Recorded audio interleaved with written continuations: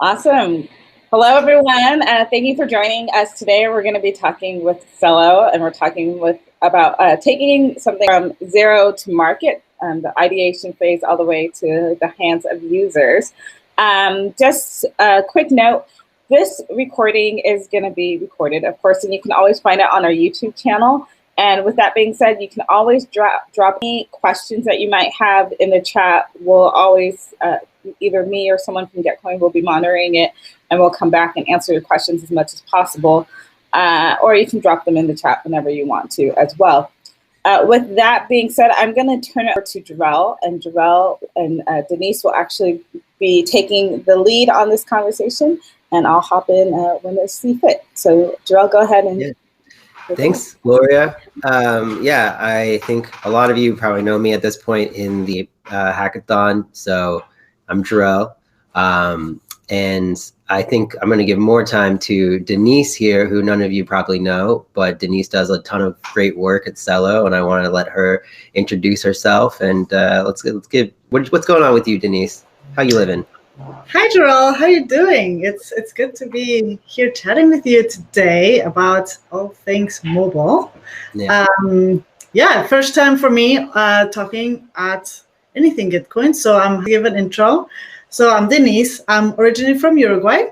That's why you may hear an accent and wonder, oh, this sounds strange. This woman sounds strange.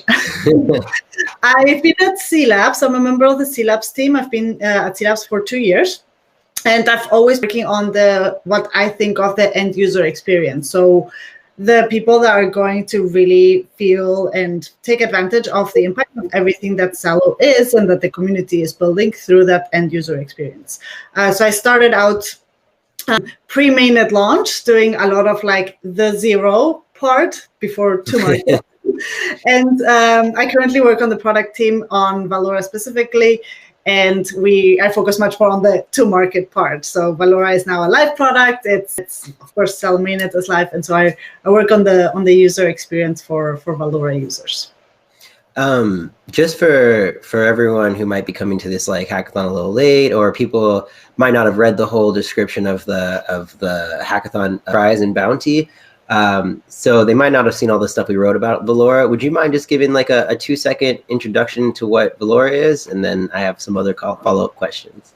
Of course. So Valora is a mobile application that is built on Celo, and it gives people the power to send Celo dollars, crypto, to one other person just using their phone number. So we think of it as sending money as easy as a text message, taking the advantage of the Celo blockchain features, like it's mobile, so it's a super light transaction, and it's nearly zero fees. So any transaction on the Celo blockchain, as you may know, and therefore also on Valora, costs as low as 0.01 Celo dollars. So you can send money. I can do money, Jarrell. You're in New York. I'm in California. For the cost of like nothing, right? Like 0.001. But I can also send money to my family in Uruguay or my friends in Europe for the same costs. So this is like what the Valora main value proposition is. But just in more general terms, Valora allows you to transact with Celo dollars and also a little bit with Celo on the Celo blockchain. That was a great summary. Actually, a funny question then. Have you sent any money to Uruguay via Valora yet?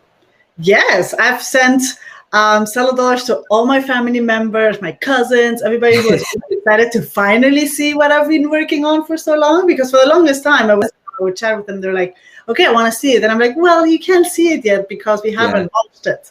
So now I've definitely sent to friends in family. So That's so exciting. That's so cool that you get to like, this is something that you were building. And I mean, I can tie this into our theme today, but it's so funny that you understood the market so well. Like as soon as you were done building this thing, it was ready to go and you used it for your family. Cause this is the simplest way.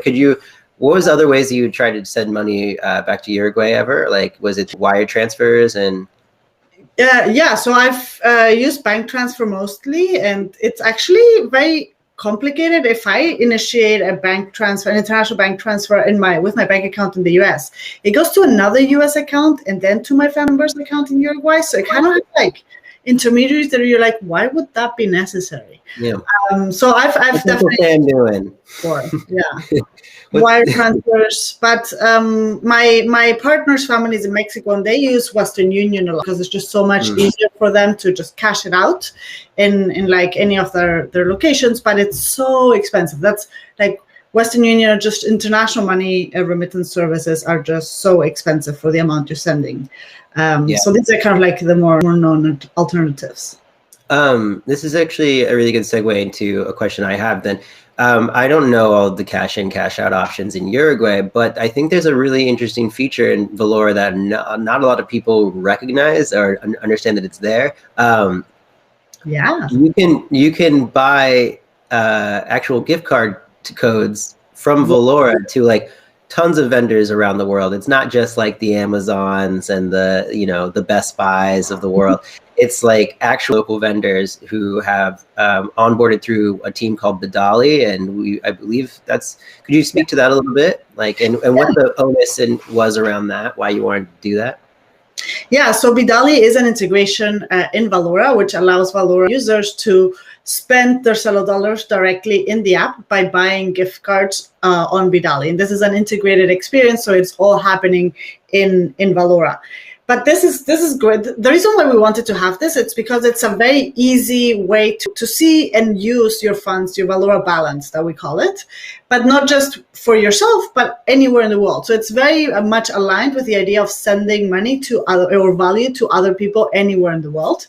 So one way I've used it is that my best friend lives in the Netherlands. And so I bought with my Valora account and through Bidali, I bought a Amazon Netherlands gift card that was delivered to her email, right, for her birthday. And so I didn't have to like figure out how to like log on to Amazon Netherlands and how to pay, how to get delivered. It was all very easy. I just used my Celo dollars in Valora to buy that gift card and send her a great birthday gift. That's awesome. That's actually really interesting. I haven't thought about actually sending an email gift card to people in general. Yeah, and so could you speak to, obviously you're from Uruguay, you understand the market of like remittances. Like I come from Ethiopia, and right now all you can do is Western Union in Ethiopia, which is super annoying. But could you speak to, I think, like the zero to market thing for us is really interesting. I feel like we've set an example with Valora, and like that was a really good foundation. And we were like, well, I know that there's a lot of people who are interested in integrating Valora into their projects. Could you speak to like the different evolutions that you would like to see, or what you're hoping to build out on Valora as like the market becomes more aware of what it can do? Yeah, absolutely. So the way we built Valora before we took it to market is by doing a ton of user research and market research, trying to understand remittance markets, what like the kind of like the rails are, what people are paying for these services, and what the user experience has been. So we did a lot of research when I joined cLabs in 2019 around the world in Latin America, also in Africa. I went to Liberia and Sierra Leone, and we did a lot of research all around the world to understand the different cultural nuances and local perspectives to this like internal money remittance services. And Valora is a product of all that research, and of course all of the work that the blockchain team did to launch mainnet and these amazing features that Valora takes advantage of. But today that Valora has been launched, we have to think about like how do we take it to market more specifically in each of these markets, right? And being able to transact with Celo dollars and Valora is a very generic kind of like way to think about Valora, but it enables a lot of what we call different use cases. So international remittance or peer-to-peer payments is one way to use Valora. Other ways to use Valora is to save in a stable asset, right? Celo dollars track the US dollar, and therefore it's much more stable of an asset than some of local currency countries with high inflation. And so that's another use case. And so in countries where that use case is more relevant, we need to focus on like the user experience and building features that will be helpful to them. We can't build features all at once for everybody, so there's a lot of prioritization that needs to happen. But luckily, Valora doesn't sit in isolation. Valora is part of the Celo ecosystem, and we've seen a lot of Celo ecosystem and partners and players leverage Valora to sign transactions on the blockchain. So for example, Impact Market is one of the earliest dApps built on Celo. They do a UBI, or Universal Basic Income mechanism on Celo, whereby they give out cash assistance every day to a number of people, communities that they sign up. And that cash assist is delivered through their own app, the Impact Market app. But when people want to transact with it, their app doesn't have that capability. So they call on Valora to sign transactions on the Celo blockchain, and therefore be able to transact with other people, use the Celo dollar they received from the cash assistance program to buy goods and services, and just a lot of other things. So Valora enables other members of the ecosystem to explore other use cases that are relevant in their markets. So what I'm hearing is that there was a ton of user research put into Valora. I mean, I know that Celo went to Colombia, sent a team to Colombia, to Venezuela, to, like you were saying, Liberia, Sierra Leone, Kenya, and just all over the world to kind of understand these remittance markets and the needs of these folks, to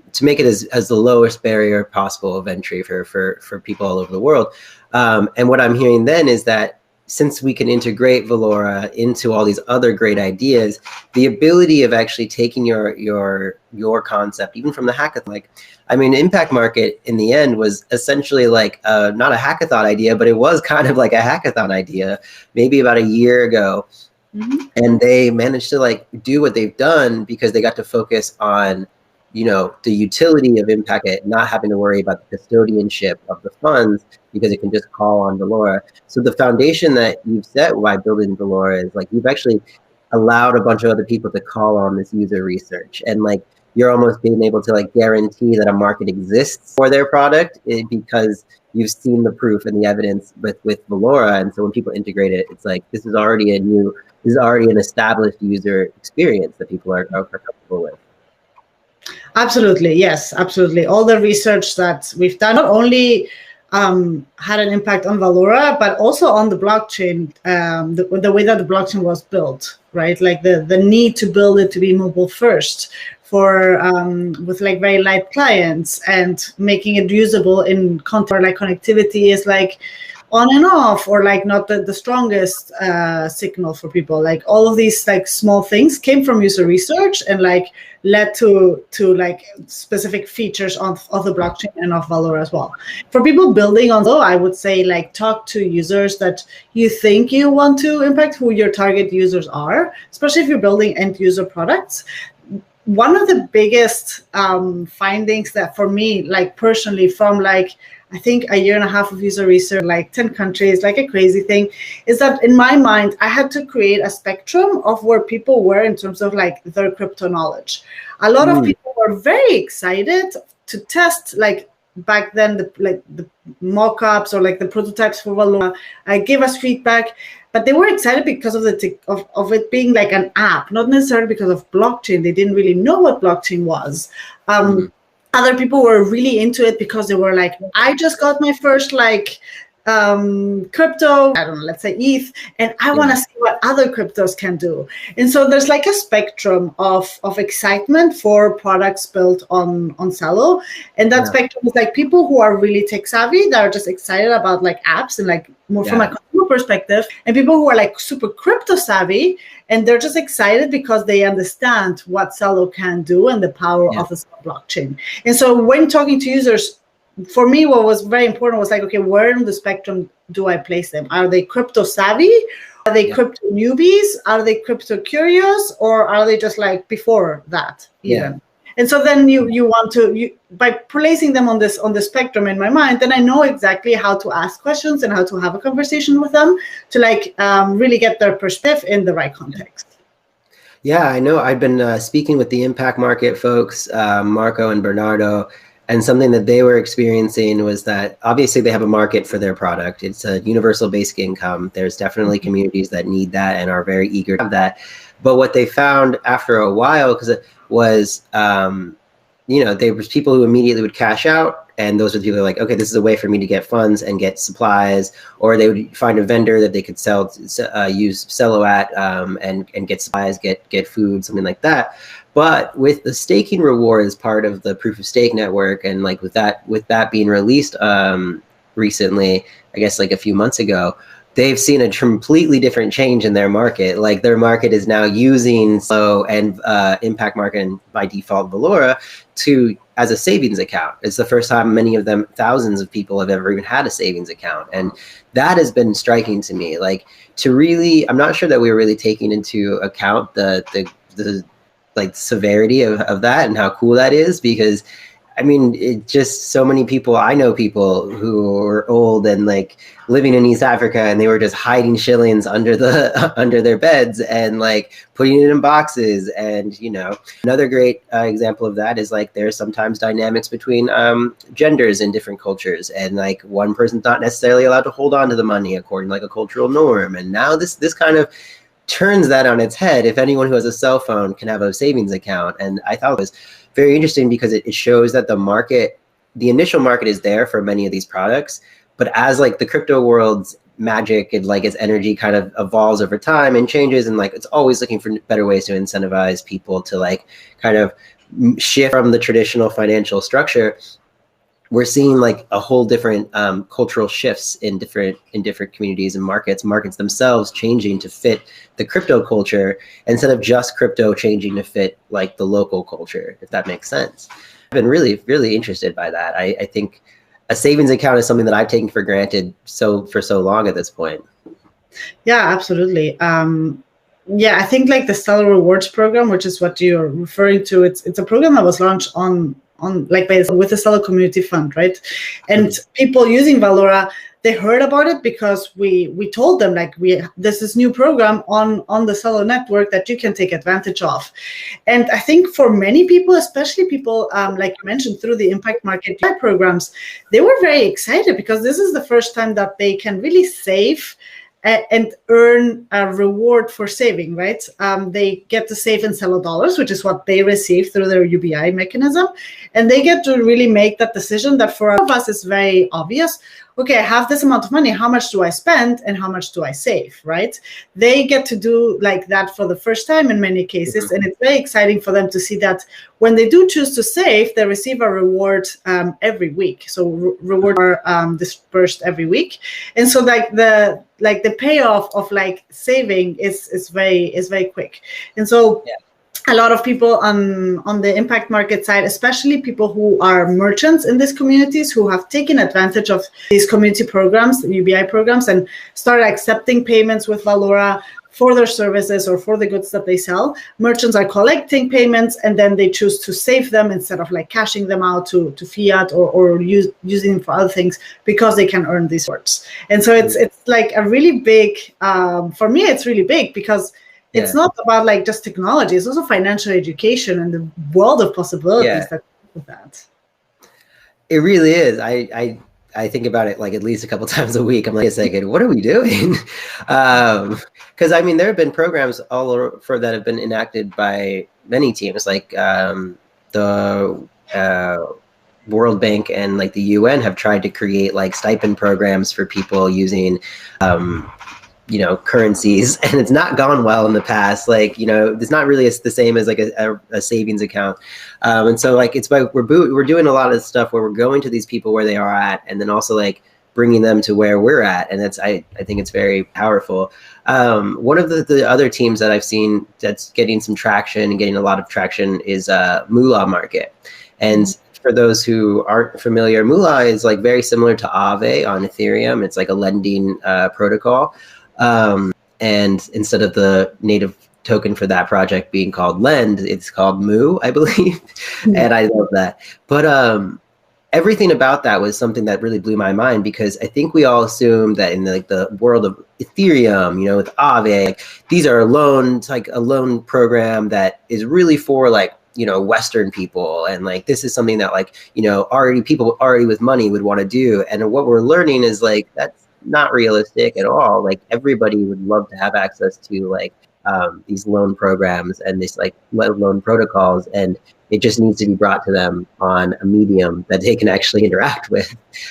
Is that what you've seen as well? Yeah, I think Moolah, I mean, I've tried the Moolah Market product myself. I think it's amazing. It's another one that is built by calling on Valora to sign transactions, right? So you don't even really create an account with Moolah, right? Like you're just signing with Valora. All you need is Valora. It's just so simple and so easy. However, when we think about the spectrum, that is for like the more crypto savvy people who understand what's going on.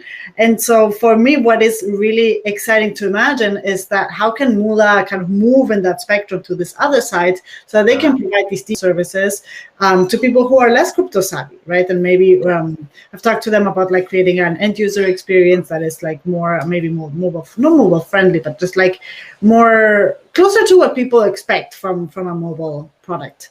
I think it just has so much potential, right?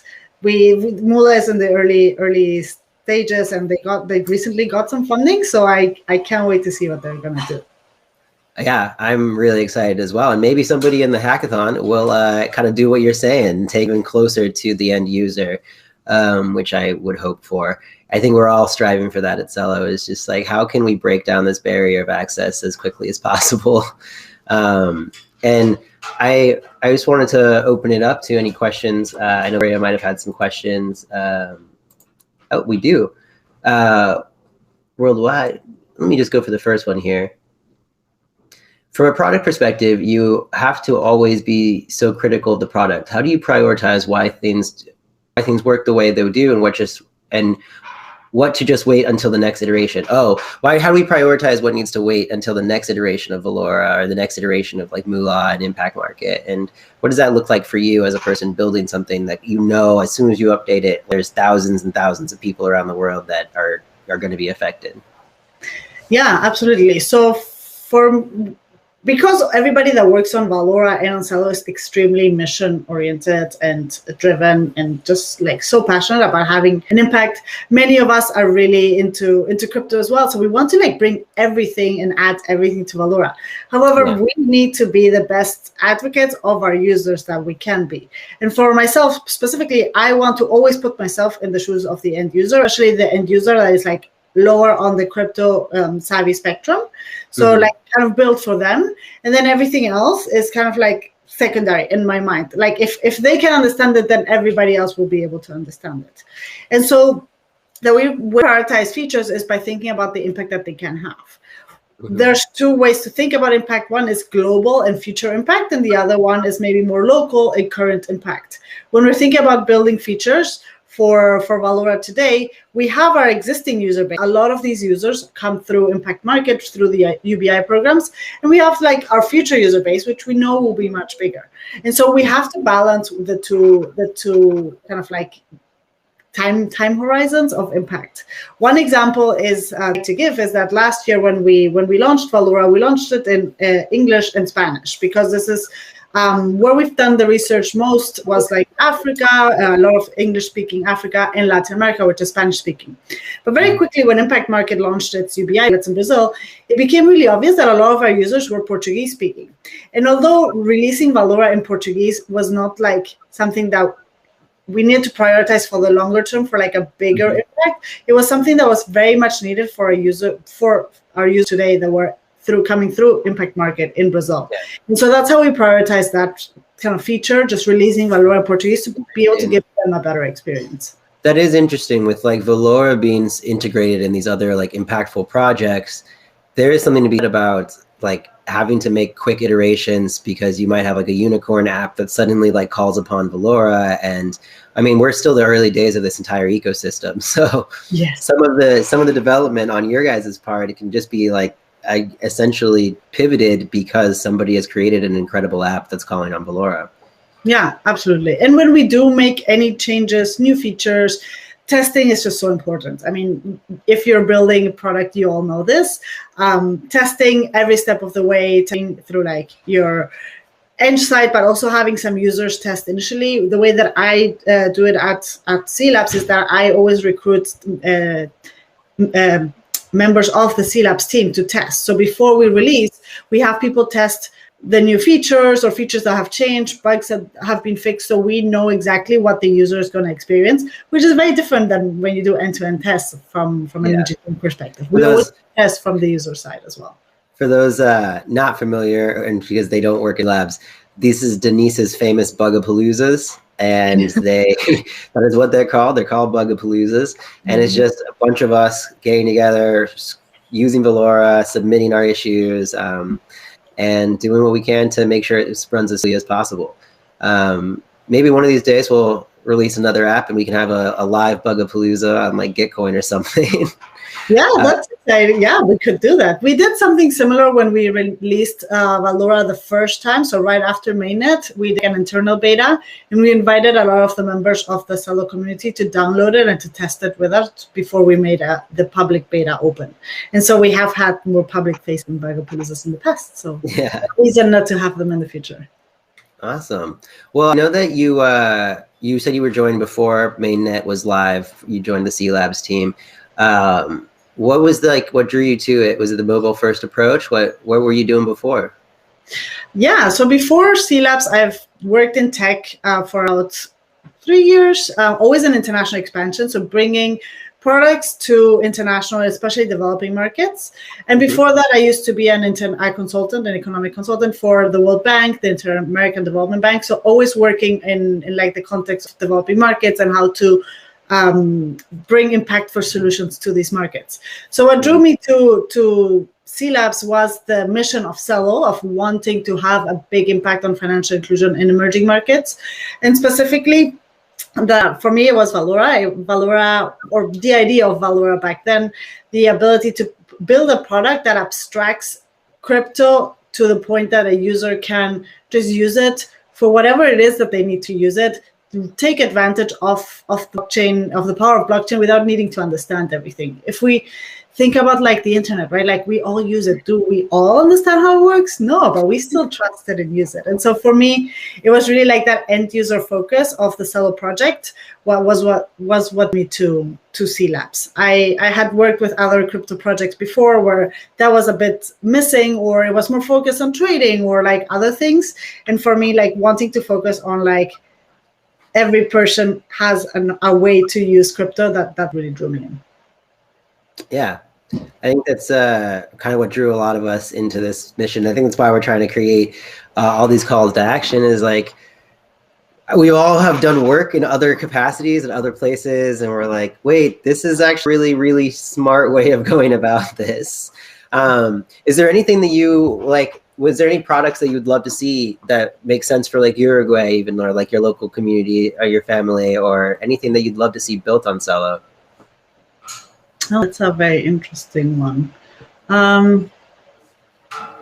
One that doesn't exist. So I went to university in Europe. I studied in the Netherlands, and Dutch culture is what I consider to be really fair. So when you're like going to someone's house and or not someone's house, when you're going out for dinner, you're always splitting the bill like the Dutch way. Americans say that. It's very like concrete, right? Like you're splitting the bill.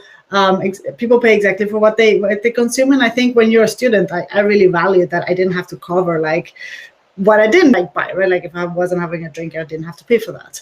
And in the US, we have Splitwise for that. And I think that's a great product that students love here. I think people use it around the world. Having that on Celo and on Valora would just like make it so like tangible for youth all around the world. So easy to use and to think about, right? I think that would be awesome. So essentially, instead of getting stuck with the bill, people could appropriately decipher who ordered what. I had one of those situations last night. I would love to do that. I would love to be able to do that. Be great to have like a QR code that you scan and then like it just siphons off everyone's stuff. I think that's actually, I haven't even thought about that. That's super interesting. Yeah. So Gloria, do you have any questions for us as we start to wrap up here? Yeah. First of all, Denise, I also spent a lot of time in the Netherlands, so I totally feel you there. One of the things that I was actually kind of interested in getting perspective was, you know, we are all in crypto, and a lot of times we go deep down the rabbit hole and we think things are so like simple. But when you're making it for an end user who, you know, doesn't have the same type of knowledge for crypto, what are things like from a product perspective that you need to keep into consideration? And maybe like something that with the people in your hackathon who are making and developing these apps who are also either dabbling in crypto or getting much deeper in it, just things that they should keep into consideration when they're building something for people who might not be so far along in their crypto journey? Yeah, I like to think this way. If I were giving this product to, let's say, my mom or my dad, who are not crypto savvy, how could I get them to use it? What do they need to know and what not need to know to be able to trust and use this product? So it's all about user education. But like, you need to put yourself in the shoes of someone you care about to really like be able to say, okay, this is like really critical that they understand so that they can trust the product. And this is maybe like additional information. And then you have to prioritize this user education. A lot of things need to happen in app because you want to be transparent, and it's only ethical to like give people the information that they need to have and that what they need to understand to be able to use the product. But other things can happen around the product experience. They have to happen in product. So we are talking about like webinars or like testing sessions, onboarding sessions, office hours. It could be like a series on like user education, how to use your product in like many installment way. So there's like user education in the product and user education around the product. I think that's a really important part, like thinking about the user journey, how they're going to get to your product, what they need to know before they like make the decision to try it out, what they need to know when they're trying it out, and what they need to know afterwards so that they can then evangelize for you. Yeah. Awesome. And this is my second question, is somewhat similar, almost a flip, is a lot of times the people with the technology that are like making the technology tend to be not in these developing countries that are using these technologies to provide solutions. And so my thought is like, is there an area for these developing countries that you would love to see solutions created? Or, you know, is there any problem that you think like, wow, if we could solve, you know, X, Y, Z, and just think outside the box a little bit more to solve it, that would be great. So any type of problem areas that you would see that you would love to see us attack? Yeah, I think especially in emerging markets, getting into crypto is tough, right? Like the conversion, people are, they're usually very cash-based economies. How you go from cash, like Uruguayan pesos, to Celo dollars, that is like a big issue. Like people want to get into crypto, they want to use your product, they want to get into Celo, but like getting into it, like being able to access Celo dollars may be difficult. So that's one thing. And to your point of like a lot of people are building in another place, not in the markets that they're trying to impact, my recommendation is as soon as this COVID thing is safe, makes it safe to travel, just be there, go there, spend time with your future users. Do not try to ideate from the comfort of your home, wherever that is. Make sure you are seeing and experiencing what they're experiencing, and be open-minded and have them tell you what they need instead of you trying to figure out what they need, what you think they need. Yes. Because it's like not the right way to do things, in my opinion. And whatever we imagine is never going to come close to what the experience actually is. So in the meantime, while we can travel, what I've been doing is I've been doing a lot of user research from the comfort of my home by talking to people in Kenya, in Brazil, in Colombia. So I set up like user interviews remotely. They're not ideal, but you know, for the time being, that's what it has to be. So just to sum up, like don't imagine the solution, just ask them what the solution should be. Yeah. I like to say like to be a conduit for Indigenous solutions. Like you have a skill set that's useful and very necessary, but like you don't need to show up to a party with your own business plan. Like just be a conduit for what they need. Yeah, absolutely. And I think also having diverse perspective on your team is a very important piece to this too. You like Jarrell, you and I, we work together. You're from Ethiopia, I'm from Uruguay. We have people on the cLabs team from all around the world. And even though they may not be like exactly, like we're not building a solution specifically for Uruguay or Ethiopia, we bring in diverse perspectives to the team. And like, just may think about things that other coworkers that are maybe based in Europe or based in like Asia may not be thinking about. And so like having a diverse team, once you are ready to grow your team is a way to like kind of counteract a little bit like the bias of like working from the comfort of Silicon Valley or wherever it is you're located. Yeah, for sure. Yeah, I think one of the things I always think about is like, how do we develop the community, you know, that are emerging around crypto in a way that's authentic to them. And I think like Jarrell, what you were saying about Indigenous Solutions is like extremely important. But I also think like Celo has a really good job of having a network of like people who take a resource and translate it into their native language and then share that with their communities. And I think that, anything that's along those lines where people can grow in their areas to create solutions that are pertinent to them, it just makes the whole ecosystem so much stronger. So, let's see. I know I had a whole bunch of questions because I'm like the engineer that doesn't really think from a product side. It's like, oh, let's see if I can build it. Oh, it's great. Okay, cool. It exists. Just keep going. And then product is very like, okay, very detailed in some of the things. So one of the things that had always been a question when creating something that is used on a global scale is like sometimes there's different cultural things like reading left to right or like, doing it that ways where you have to take into consideration. And so how do you balance the solutions of like, yeah, we're going to go this way. Like, are we going to make something that is beneficial local or like broaden out and take a step back and make a wider worldwide type of decision? And, what's the thinking process with that when you're having just an idea? Is it better just to throw out the idea and see what sticks? Or do we like have this global perspective really early?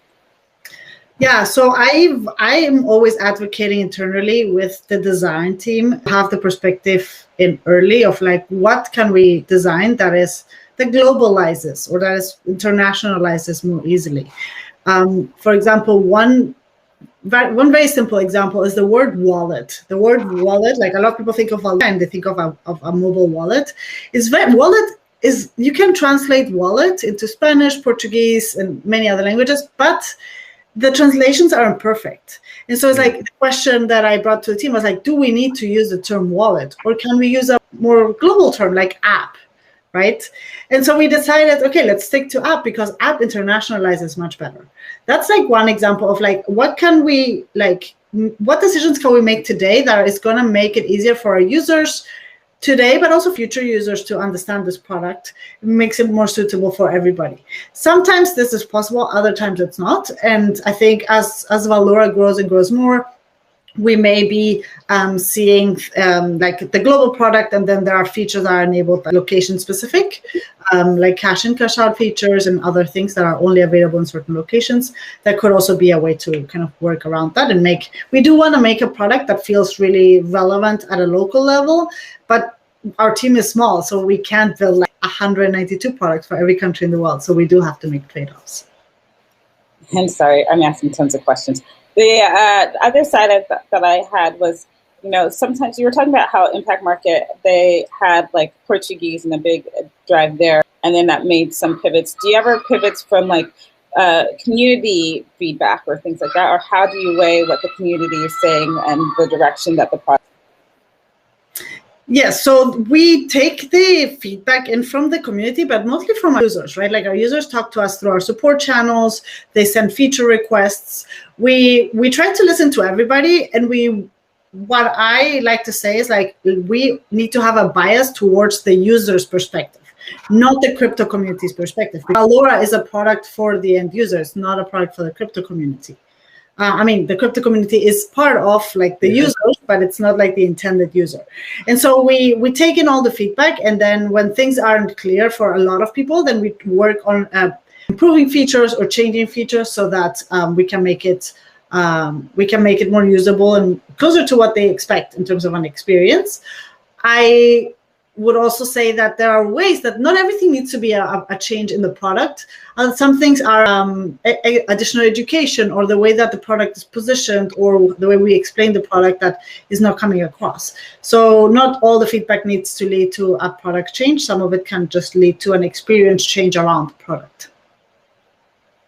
I'm sorry, this will be probably my last question. We'll see if I have another.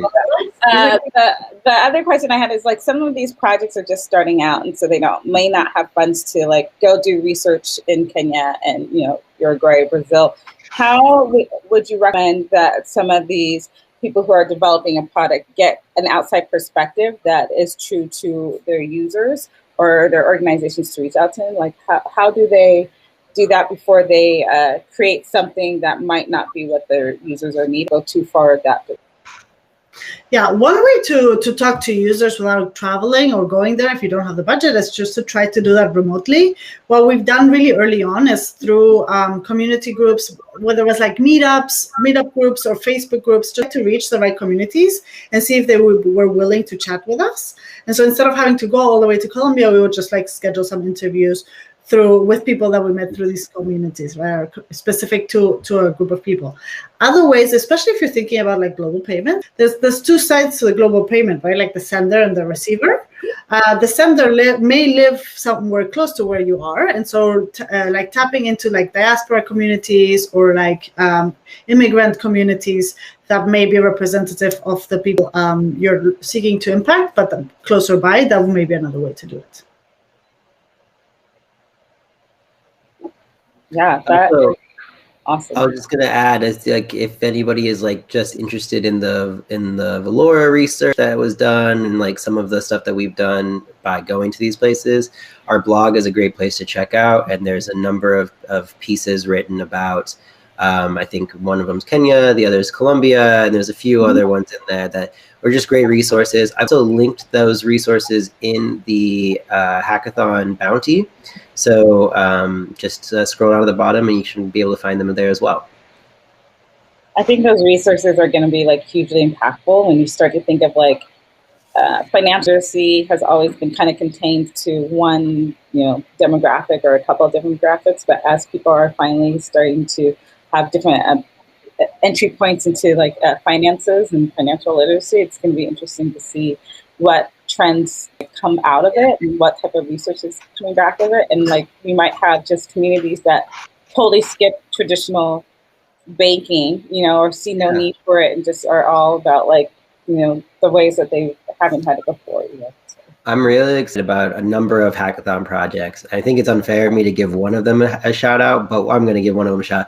There's a Zapote team who is interested in making, they have a bunch of ATM machines, and they changed the way I even thought about ATM machines. And for instance, like they're thinking about their market from the sense that like you have established people who own ATM machines, and they just have to have a bunch of cash that sits in that ATM machine and nothing is earned. It just sits there as an asset, probably, depreciating in value. And they were like, well, we can build ATMs, and they actually have like reverse engineered ATMs and have proven this concept, but they're like, we can put an ATM into a community village and then people can cash out with Celo, but all the Celo community can own that ATM, and all the Celo that's sitting on that ATM, they've already got Moolah working on it. So they can earn interest on the Celo that's sitting there and then pay it out to the community itself as well.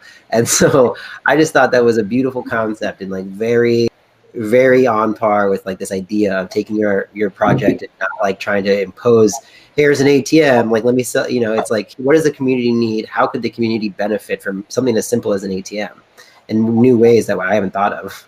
Well, I think it's interesting too when you sit there and think like, money is sitting. Yeah. Like when you see money just sitting there stagnant, thinking this is depreciating, like that type of thought behind it too, and being like, we can make this money for the community a little bit more. And I think that in some ways that concept of like, from like my family's village of having money and giving it towards the community is something that's very like a very, exactly. Yeah, which is like, okay, cool, this is great. And just being able to have structures of that is something that's really going to be interesting. Yeah. Beautiful concept. I feel like I have to give a shout out to someone else now that I can't. They're showing favorites, but I just thought that was an amazing idea. Love to see if they can pull it off.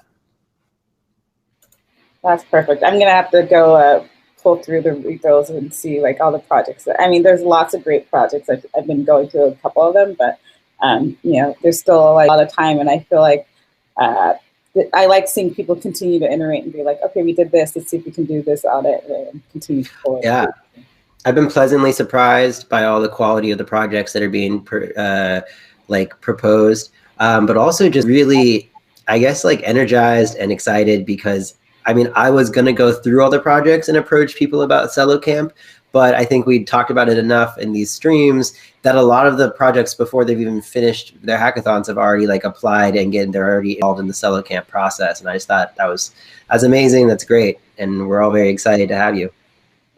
Well, I'm excited to see the Celo community grow. It's a good community to be part of. Yeah. Let's see. I, amazingly enough, don't have any more questions. So, if you all do, that's fine. For the community, if you do have questions, where's the best place to reach out for y'all? Yes. Discord, I think, but Jarrell? Discord. Reach Discord, make your own video, ask us questions. We'll give you a video response. But yeah, just come reach out on Discord, and there's a whole specific hackathon channel, but maybe you have questions about our actual like products and you want to just talk to Denise, one-on-one about Valora. Enter the Valora channel and get your questions answered or find out more information. Yeah, absolutely. Perfect. All right, and with that, I will go ahead and let you all go. I'll go ahead and give back time, but thank you so much for taking the time to take such a deep dive around the Valora product with us. And again, if you need to take a look at this, it's going to be up on our YouTube channel, so you can always rewatch it there. All right, thanks everyone. Thanks, Gloria. Thank you. Thank you so much. Bye. Bye.